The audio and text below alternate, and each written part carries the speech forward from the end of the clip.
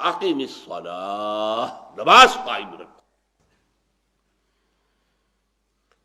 اب اس وقت تک نماز 5 وقتہ تو نہیں آئی تھی، لیکن رات کی نماز کو ہلکا کر کے، پہلے تو یہ تھا وہی رات کی نماز 1/3 یا نصف یا 2/3، یہ اونچا درجہ ہے، لیکن اس کے بعد اس میں کچھ کمی کر کے صبح اور شام کی نمازوں کا، فجر اور عصر کی، تو نماز کو قائم رکھو۔ ان الصلاۃ تنہی عن الفحشاء یقیناً نماز جو ہے بے حیائی کے کاموں سے اور منکر چیزوں سے روکتی ہے۔ اب کون سی نماز روکے گی؟ ہماری نماز نہیں روکتی۔ کیوں نہیں روکتی؟ ہماری نماز کی روح موجود نہیں۔ روح تو کیا دور آئے گی، ہمیں تو یہی پتہ نہیں ہوتا ہم پڑھ کیا رہے ہیں۔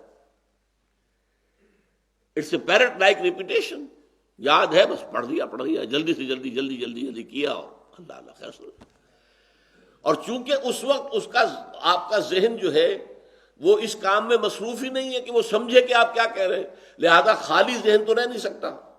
اس وقت آپ کے ذہن میں سب مسائل آ جائیں گے، دکان میں فلاں چیز کم ہو گئی تھی، مجھے خرید کے لانی تھی، فلاں معاملہ یہ تھا، فلاں جو ہے جو افسر نے وہ فائل کے بارے میں کہا تھا وہ ابھی تک تلاش نہیں ہو سکی ہے، وہ کرنی، وہ آ جائیں گے۔ اس لیے کہ دماغ جو ہے خالی نہیں رہ سکتا۔ جب آپ کا دماغ نماز کے اندر انوالوڈ نہیں ہے تو ویکوم رہ نہیں سکتا اس دماغ میں، پھر وہ چیزیں آپ کی آئیں، اسی کے اوپر آپ کھڑے ہو کر زبان آپ کی پڑھ رہی ہوگی اور دماغ کہیں اور ہوگا۔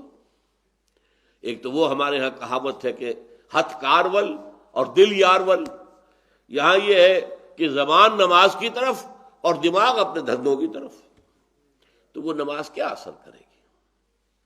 لیکن نماز کی روح موجود ہو، اس میں حضور ہو کہ میں کھڑا ہوں، اللہ کے حضور میں ہوں، سجدہ کرے تو محسوس کرے کہ میں نے اللہ کے قدموں میں اپنا سر رکھ دیا ہے۔ یہ کیفیت نماز کی ہے تو یقیناً وہ انسان کے کردار پر اثر انداز ہوتی ہے۔